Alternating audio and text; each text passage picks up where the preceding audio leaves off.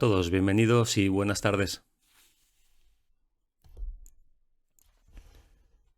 Vamos a terminar el estudio hoy del capítulo 1, viendo los subcapítulos 6 y 7. Comenzamos con el 6, la ilusión de necesidades.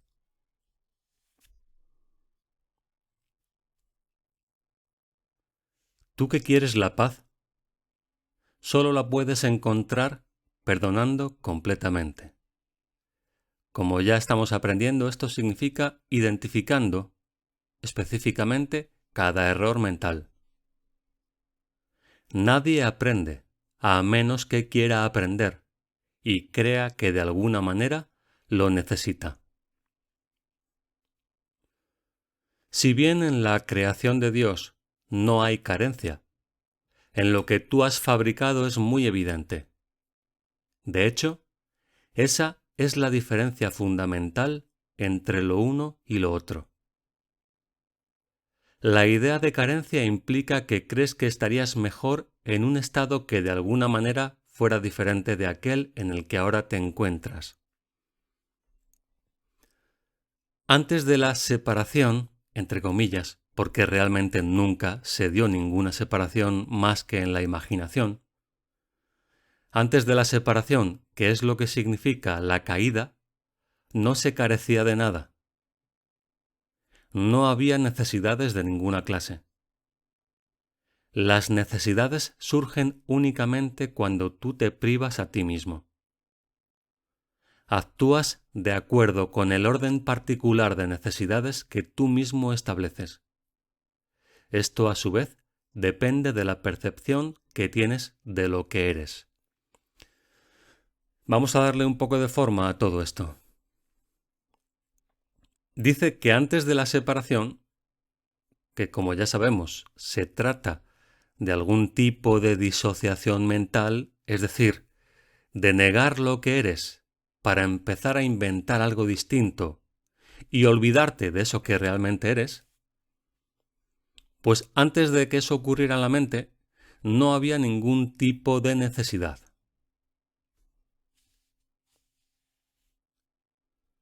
¿Por qué no había necesidades? Vamos a reflexionar un poco sobre todo esto.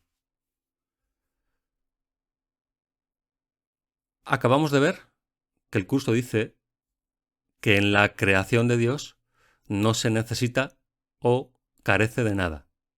La creación de Dios es lo que tú eres. Por lo tanto, en el conocimiento de lo que tú eres, no se carece de nada.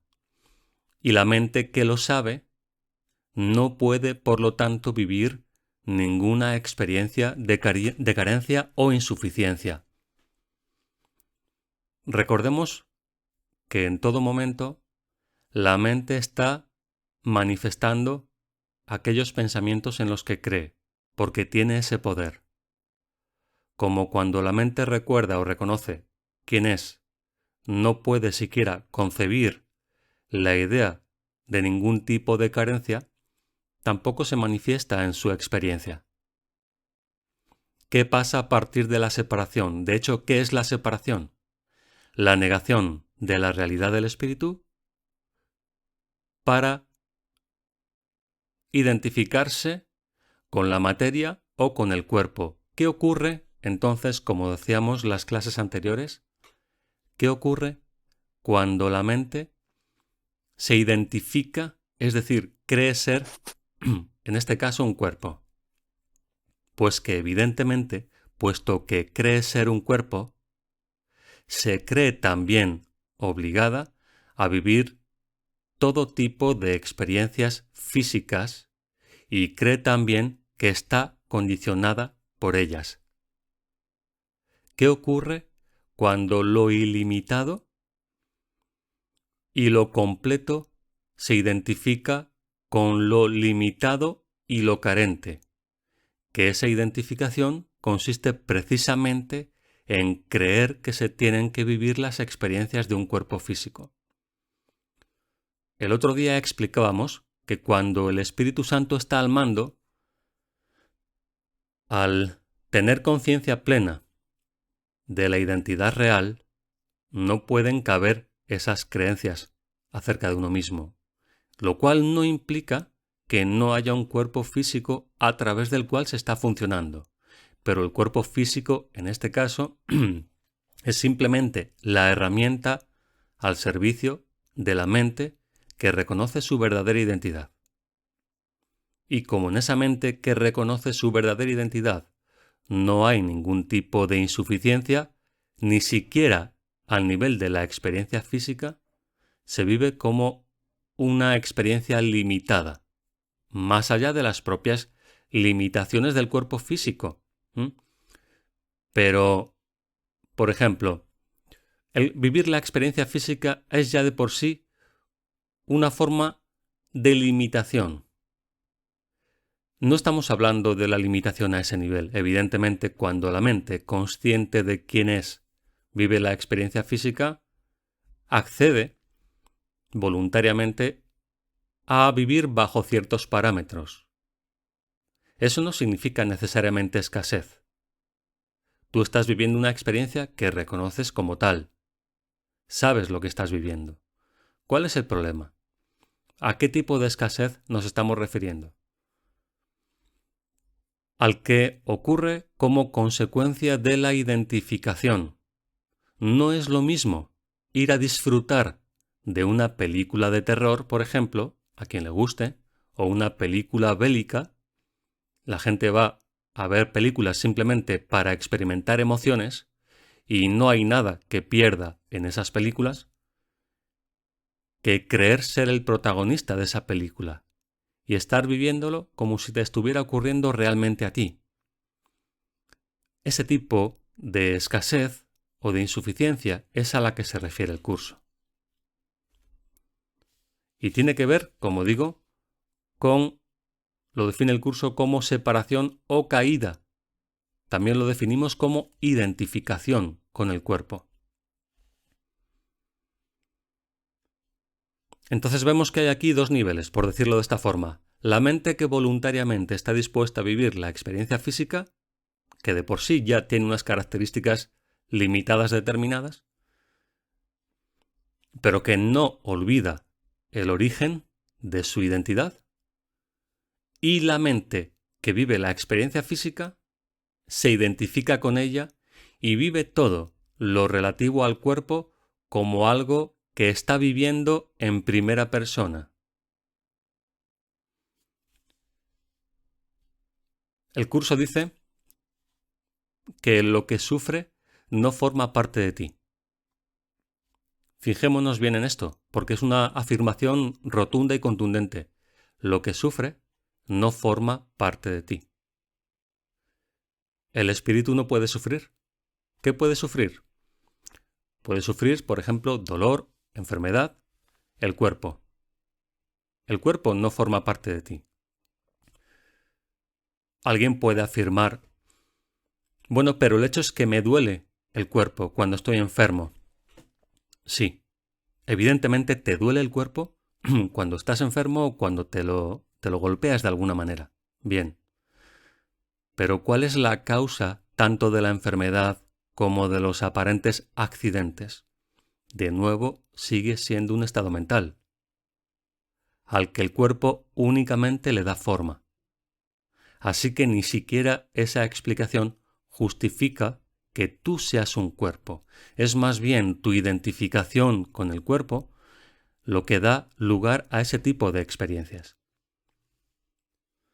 Por eso acaba diciendo este párrafo.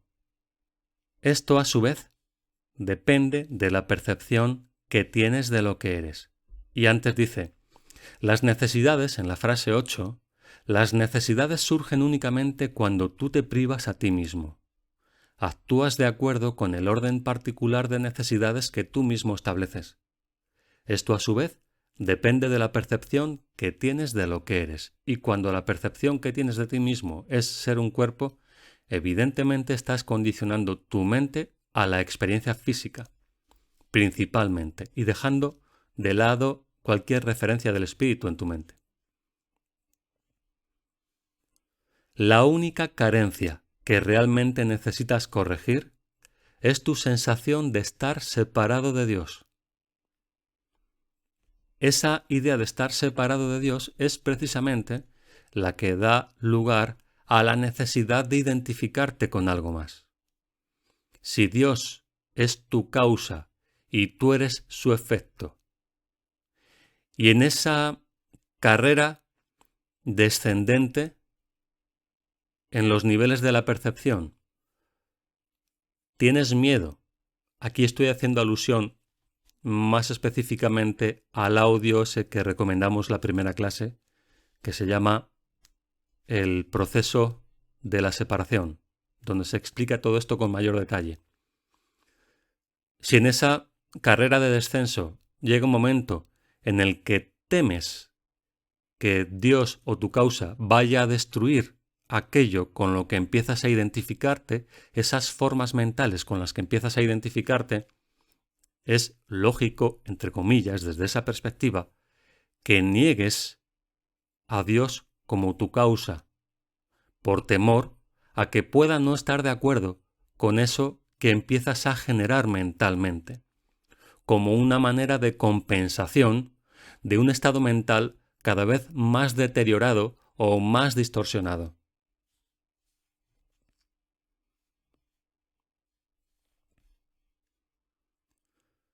Por eso dice, la única carencia que realmente necesitas corregir es tu sensación de estar separado de Dios, es decir, dejar de tenerle miedo a Dios. Esa sensación de separación jamás habría surgido si no hubieras distorsionado tu percepción de la verdad, percibiéndote así a ti mismo como alguien necesitado. La idea de un orden de necesidades surgió porque, al haber cometido ese error fundamental, ya te habías fragmentado en niveles que comportan diferentes necesidades. Lo que está diciendo es sencillo de entender. Llegados a ese punto, ya estabas suficientemente confundido como para llegar a la conclusión de que tal vez, distanciándote de tu causa, podrías proteger tu vida. Voy a repetirlo. La idea de un orden de necesidades surgió porque, al haber cometido ese error fundamental, ya te habías fragmentado en niveles que comportan diferentes necesidades. Recordemos que cada nivel de pensamiento, cada nivel de percepción que surge en tu mente es un intento de compensar el nivel anterior. Y cuanto más compensas, más niveles se van generando en tu percepción y más te ves obligado a llevar a cabo un nuevo ajuste. Como forma, como digo, de compensación del anterior ajuste que habías hecho. A medida que te vas integrando, te vuelves uno, y tus necesidades, por ende, se vuelven una. Imaginad una pirámide, con la punta arriba y la base en la parte inferior. En la medida en que la mente va descendiendo cada vez más, la idea, lo dice aquí en la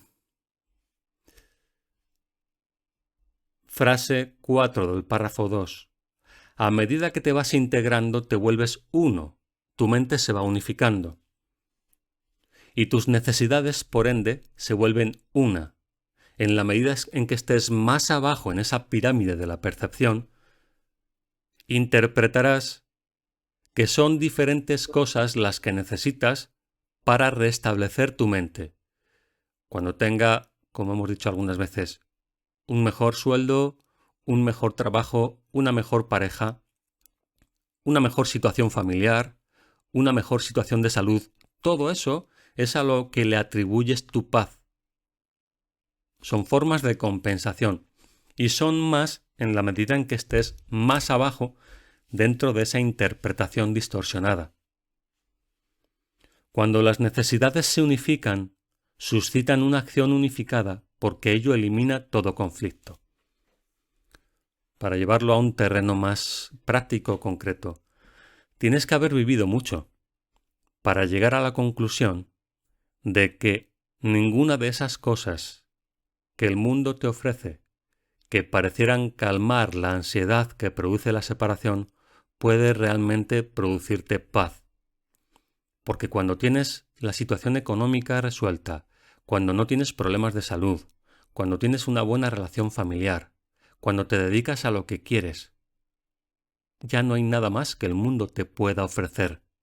Y sin embargo, algo parece que no funciona de todos modos. Pero al menos el mundo ya no te engaña con respecto a cuál sería la solución. Porque ya sabes que esa no es la solución. Es entonces donde puede ser que comience la búsqueda. La búsqueda se vuelve realmente significativa a partir de ese punto. ¿Por qué antes no?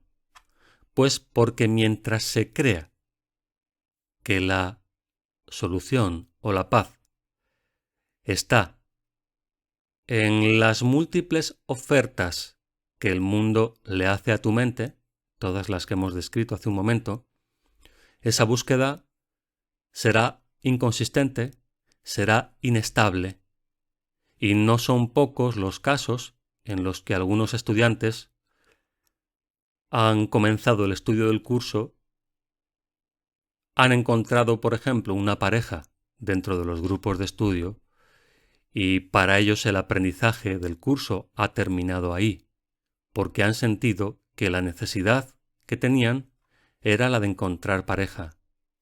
Esa sensación de vacío que les llevó a buscar la información a través de la enseñanza del curso, creen que ha sido satisfecha a través de encontrar una pareja. Esto es algo que vemos muy a menudo. Se encuentra pareja e inmediatamente cesa el estudio del curso. No digo que tenga que ser así siempre, pero es lo habitual, lo que hemos estado observando a lo largo de los años. Es simplemente que todavía tampoco estamos diciendo que tener pareja sea un problema con respecto al estudio del curso, pero que cuando no se cuenta con la suficiente experiencia o cuando el propósito no es suficientemente claro, es muy fácil que alguien se confunda cuando el ego recibe las primeras migajas. Entonces cree que esas migajas ya era todo lo que estaba buscando.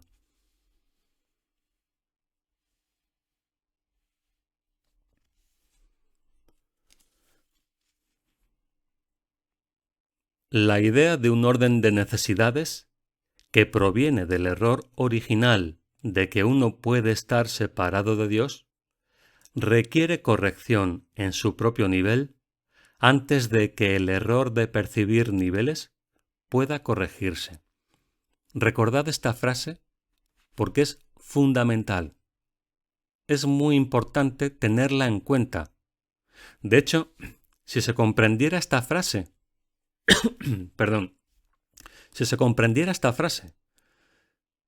mucha de la confusión que hay con respecto al bypass o al ego espiritual no se daría. Porque esto lo que está diciendo es precisamente que la mente debe identificar primero el error en el nivel que se encuentra y posteriormente resolverlo en ese nivel. ¿Qué es el bypass o qué hace el ego espiritual? El ego espiritual primero no identifica correctamente el error. Sí lo percibe de alguna manera como una incomodidad de la que tiene que liberarse, pero la forma en la que se libera o intenta hacerlo, en realidad no lo consigue, es fantaseando con saltarse todos esos niveles y encontrarse, evidentemente falsamente, en un nivel en el que realmente no está. Por ejemplo, si tú tienes una relación totalmente disfuncional a nivel familiar, ¿es posible que puedas aprender el curso correctamente? Vas a tener muchas dificultades. Si tu situación económica es precaria, ¿vas a poder aprender el curso correctamente? Es complicado que eso ocurra. Y alguien puede decir, bueno, ¿y qué tiene que ver? ¿No es precisamente el curso una herramienta para resolver todo eso? Sí, efectivamente, pero no olvidemos lo que dijimos, creo que fue en la primera clase. El curso que tú vas a percibir, el curso que tú vas a estudiar, no es el verdadero curso. Es el curso que tu mente va a filtrar en función de tu estado mental. Y si tú tienes una situación económica precaria o tienes profundos problemas de relaciones personales, eso está hablando de un estado mental. Si tú tienes ese estado mental, es porque lo valoras. Y si lo valoras, lo vas a defender. ¿Cómo se manifiesta esta defensa? En el ámbito del estudio del curso. Con distorsión de la información. Y esto nos lleva a lo que comenzábamos diciendo acerca del ego espiritual o el bypass espiritual. Eso te incapacita para identificar los errores en el nivel en el que se encuentran. Fijémonos de nuevo en esta frase. La idea de un orden de necesidades que proviene del error original de que uno puede estar separado de Dios requiere corrección en su propio nivel antes de que el error de percibir niveles pueda corregirse. Por lo tanto, una persona que no identifica el problema en el nivel en el que se encuentra, no lo va a poder corregir. Y al no poder corregirlo, por no poder identificarlo, va a tratar de liberarse de la sensación evidente de incomodidad que el problema le produce, haciéndose puente, o eso que llamamos bypass, a un nivel en el que todavía no se encuentra. Estos son personas, por ejemplo, como he dicho antes, que tienen profundos conflictos en sus relaciones personales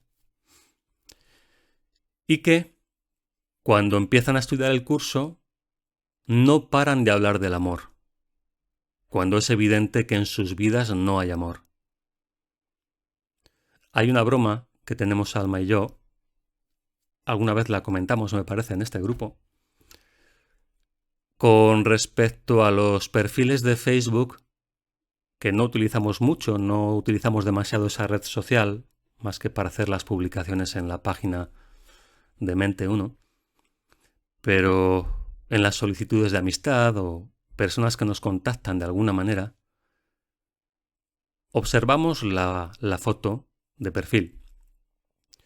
Y si en la foto de perfil hay hadas, corazones, luces, flores de cualquier tipo, guerreras indias, es prácticamente matemático que se trata de una mujer, sobre todo, porque la mayoría que contactan son mujeres, con profundas carencias emocionales.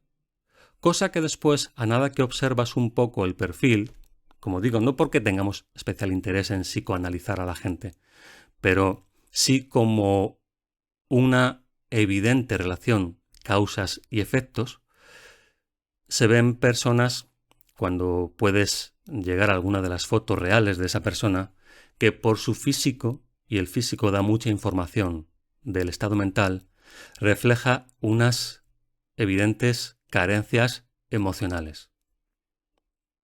¿Sí? Suelen ser sobre todo personas con sobrepeso y que se observa por lo que están reafirmando que es precisamente aquello de lo que carecen. Bueno, este tipo de perfiles u otros similares son los que cuando acceden al aprendizaje o al estudio del curso, como de momento no están preparadas para identificar el problema en donde está, porque es doloroso, porque es incómodo y porque no todo el mundo está en el punto de desarrollo mental o intelectual suficiente como para hacer ese tipo de identificaciones, lo que identifican, y diríamos incluso que básicamente identifican en el curso, es que es un curso que habla sobre el amor y que habla sobre el perdón, y que entonces tenemos que amar y tenemos que perdonar, pero sin llegar en absoluto a entender lo que esto significa. Por eso, cuando el curso dice, repito la frase, la idea de un orden de necesidades, que son los niveles de los que hemos hablado, que tiene la percepción, la idea de un orden de necesidades que proviene del error original de que uno puede estar separado de Dios, requiere corrección en su propio nivel. Si tú tienes una carencia emocional, no te sirve para nada tener todo el día en la boca la palabra amor. Como decía alguien, cuando alguien se está muriendo de sed, no le sirve en absoluto estar todo el día diciendo agua. Decir agua no calma la sed. Decir amor no te hace que ames, si no has identificado la razón por la que no estás amando, lo cual reflejan tus relaciones más cercanas. Requiere corrección en su propio nivel antes de que el error de percibir niveles pueda corregirse. No te puedes comportar con eficacia mientras operes en diferentes niveles. Sin embargo, mientras lo hagas, la corrección debe proceder verticalmente, desde abajo hacia arriba. Si tienes un problema o un trauma emocional o un conflicto en tus relaciones personales que ha determinado incluso de una forma disfuncional la idea que tienes de ti mismo, empieza a identificar a ese nivel. ¿El curso te puede servir? Sí, hasta cierto punto te puede servir, pero depende mucho de la actitud que tengas, porque lo habitual será que trates de evitar el conflicto, con la finalidad de evitar el dolor, y por lo tanto no lo vas a identificar correctamente. Por eso, sin embargo, mientras lo hagas, mientras creas en los diferentes niveles de la percepción, la corrección debe proceder verticalmente, desde abajo hacia arriba. De donde está el problema, tengo problemas ¿de qué? Hay quien, teniendo ese tipo de problemas, dice, no, es que mi único problema es la separación. Ya, pero realmente, ¿qué significa eso para tu mente? No significa absolutamente nada, porque no sabes ni lo que es. No lo puedes saber porque tu mente está afectada con un nivel de distorsión relacionada con cuestiones de otro orden. Finalmente, claro que es la separación la raíz de todos los problemas, pero tú no te sientes mal por la separación. Te sientes mal porque papá no te quiere, te sientes mal porque mamá no te hace caso, te sientes mal porque tu pareja no sé qué. Ahí es donde tienes que empezar a identificar el problema. No te vale decir simplemente porque lo has leído en un libro que tu problema es la separación, pero que en realidad, como nunca ha ocurrido, no tienes ningún problema. Claro, eso es cierto. A ese nivel metafísico eso es cierto, pero recuerda que es inevitable que la mente experimente aquello en lo que cree. Y si para empezar crees ser un cuerpo, imagínate la fila de problemas que crees tener como consecuencia de ello y que tienes que resolver en ese mismo nivel.